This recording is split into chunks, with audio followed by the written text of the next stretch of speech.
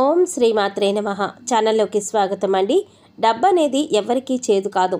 ఎందుకంటే ప్రతి ఒక్కరూ కూడా డబ్బు కోసమే కష్టపడుతూ ఉంటాం. ఆ డబ్బు కోసం మనం చాలా ఇబ్బందులు కూడా పడతాం.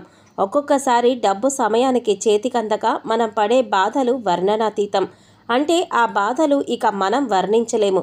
ఆ భగవంతుడికి తప్ప ఇంకెవ్వరికీ తెలియదు. మరి అలాంటి డబ్బు మన ఇంట్లో కట్టలు కట్టలుగా చేరాలంటే వృషభ రాశి వారు ఈ 4 చోట్ల పచ్చకర్పూరం పెట్టి చూస్తే చాలు. మీరు కోరుకున్నంత డబ్బు మీ ఇంట్లో వచ్చి చేరుతుంది. అంతేకాదు, ఇంట్లో స్థిరలక్ష్మి కూడా ఏర్పడుతుంది. అనవసరమైన వాటికి డబ్బులు ఖర్చు అవ్వకుండా ఇంట్లో డబ్బు స్థిరంగా ఉంటుంది. మరి ఇంట్లో మీరు కోరుకున్నంత డబ్బులు ఉండాలంటే మనం ఏం చేయాలి?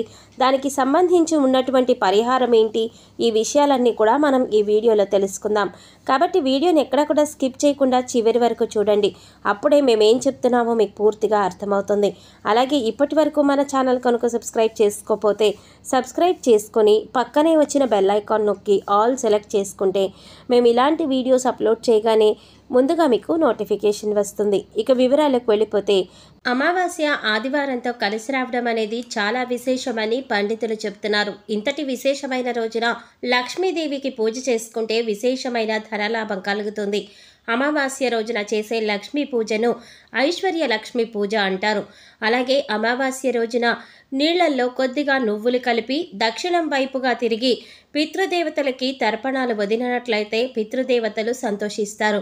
జీవితం ఎటువంటి ఒడిదుడుకులు లేకుండా సాగిపోతుంది. ఇక పరిహారం గురించి చూసుకున్నట్లయితే, పచ్చకర్పూరం గురించి తెలిస్తే ఖచ్చితంగా ప్రతి ఒక్కరు కూడా ఆశ్చర్యపోతారు. ఎందుకంటే పచ్చకర్పూరం అంత మహిమాన్వితమైనది. దీనికి ఉన్న శక్తి వర్ణనాతీతమనే చెప్పవచ్చు.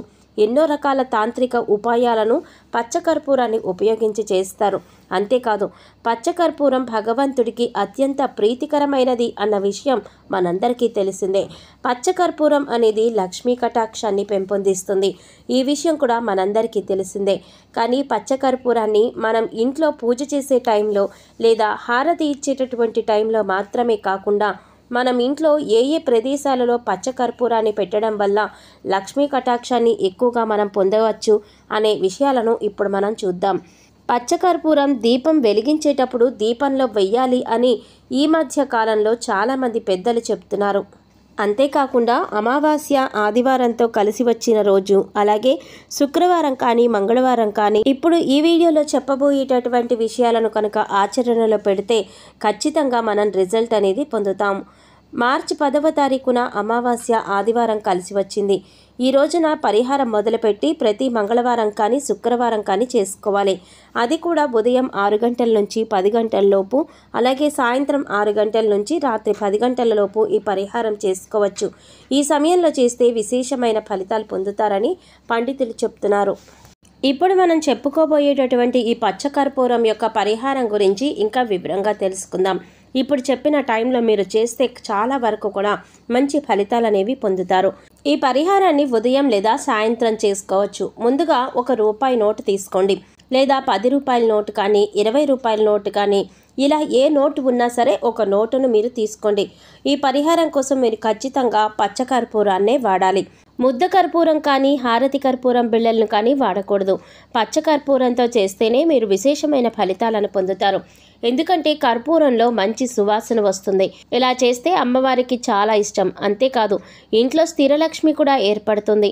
పచ్చకర్పూరంతో ఈ పరిహారం చేయటం వల్ల లక్ష్మీదేవి ఆకర్షింపబడుతుంది.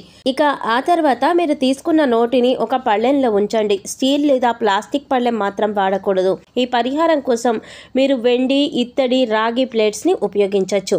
ఇక ఆ తర్వాత ఒక చిన్న పచ్చకర్పూరం బిళ్ళ తీసుకొని దాన్ని పొడి చేసి తర్వాత తీసుకున్న నోటు పైన వేసి దాన్ని మీ బీరువాలో పెట్టుకోండి. మీరు డబ్బులు దాచే ప్రదేశంలో పెట్టుకోవాలి. నోటు పైన పచ్చకర్పూరాన్ని పొడి చేసి ఇలా డబ్బు పైన వేసి ఉంచడం వల్ల డబ్బులు ఆకర్షిస్తూ ఉంటుంది. బీరువాలో ప్లేట్ పెట్టుకోకర్లేదు. కేవలం పచ్చకర్పూరం చల్లిన డబ్బులు మాత్రం బీరువాలో పెట్టుకోవాలి.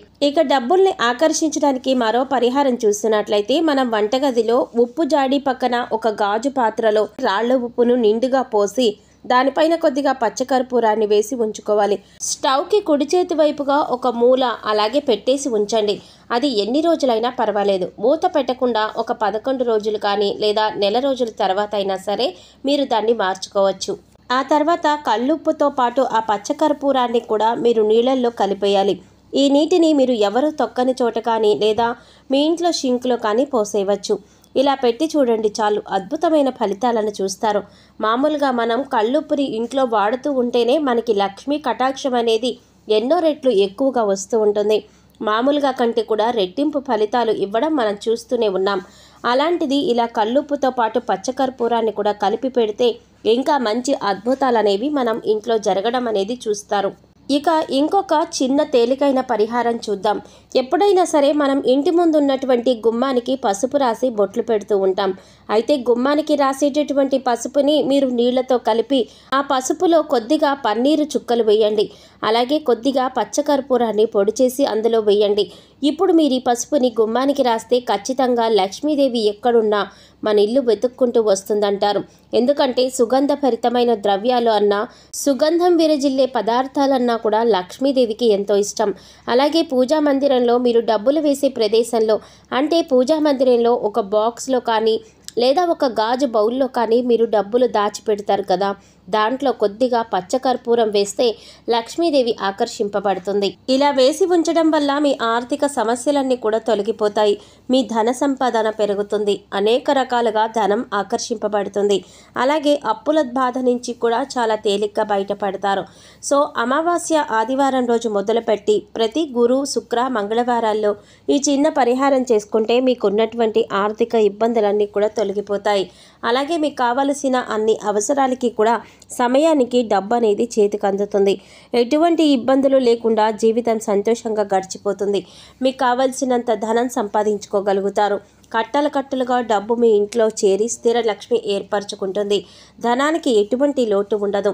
అయితే ఈ పరిహారం చూడడానికి తేలిగ్గా ఉన్నాయి కదా, పనిచేస్తాయా లేదా అనే అనుమానం మీకు ఉండకూడదు.